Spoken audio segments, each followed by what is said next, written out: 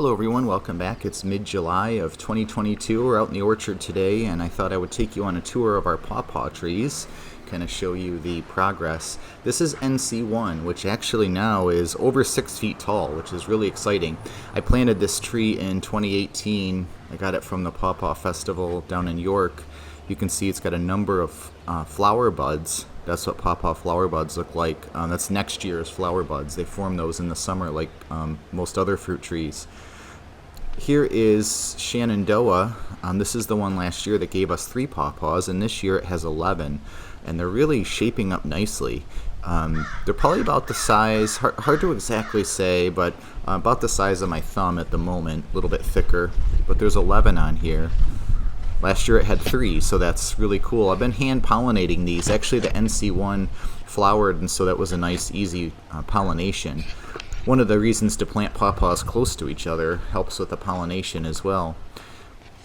There's a nice cluster there. So this year I won't make the same mistake. I'll make sure to support these tree branches so they don't snap off because those fruits will get, 3/4 pound to a pound a piece. But these 2 were planted in 5-gallon buckets or bins or nursery pots, I guess you'd say, and they were probably like 4 feet tall when I planted them, so you can plant good-sized trees. This is an overlease, and as you can see, next year looks like we'll have some flowers on this one. Now this one's going to be too small to fruit probably, but the fact that it's going to flower is only going to help the pollination next to these other pawpaws here. So a lot of fruit buds on there. This one actually had a branch fall on it over the winter time when we were doing some clearing out for the fence, and that had snapped off the top, so I clipped the top off right there and it just bushed right out. I mean, it grew like crazy. It's doing really, really well. So that's overlease. That's one of my favorites too. And just like anything else, different pawpaws taste different. So it isn't like there's one pawpaw any more than there is one apple, or one pear, or one peach. And so all of these have different flavors, characteristics, firmness, color, texture, all of those things, ripening earlier or later. This is our T2 seedling that we planted in fall 2018 as well from the festival. It's moved a few times, so this has been here for a couple of years, and last year it was kind of sickly looking, but this year it's just gone crazy, so it must have its roots down in there really good into the water table. We have a low water table here, or high water table I should say, with a lot of springs. That's how our town got its name, so there's a lot of water underground. This is the mango seedling. It's over 6 feet tall. No flower buds yet, but that thing is just doing really, really well. Growing really quickly, very healthy. Very happy with that one. But as I was saying, different pawpaws, they'll ripen. There are some that ripen early, some that ripen late, some that are yellow inside, some are white inside, some are like an orange inside. And then there's all different variations within there. Some are a little bit firmer, some are a little softer. The flavors are all different, and so it does behoove you, not just for pollination, but also just for variety, to grow a few different types of pawpaws. This is our first one we ever planted, spring 2017. This is sunflower. This one was just a little tiny stick from Stark's nursery online. I just got a little 4-inch pot. I was like, I don't know how it's going to do, but we'll see.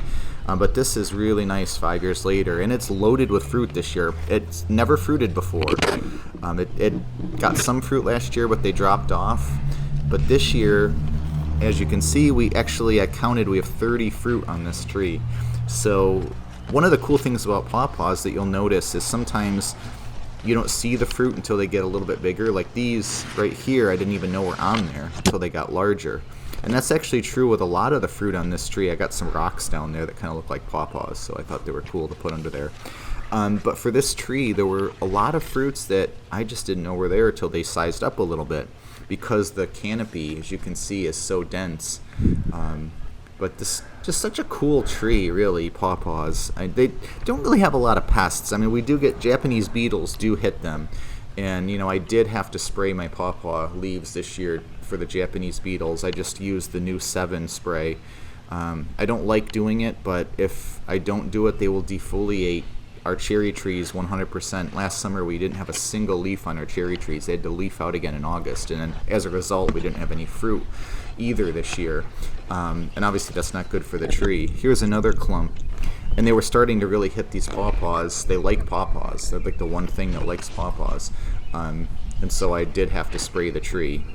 That's the new formulation of 7, not the old one. It's like a pyrethrin type spray. It's not organic at all, and it's nasty stuff, but sometimes you have to do what you have to do.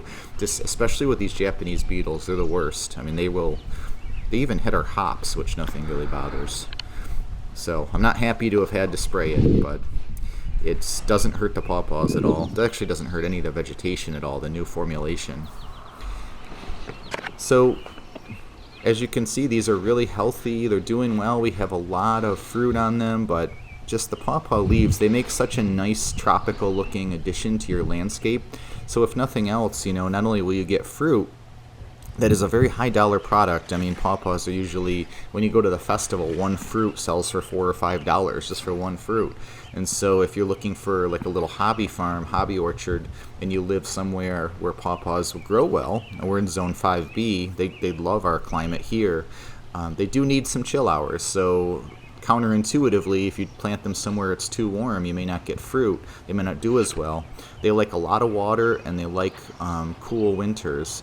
But I'm just sort of sketching out here. You can, when you plant them, you kind of say, okay, this is about maybe a third of the size it will eventually get. It'll be the same shape, just 3 times bigger. So kind of just imagining the future there.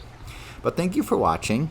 Definitely recommend pawpaws if you're looking for a landscape tree that will give you privacy. You can see how thick they are, but also some really unique and interesting fruit as well.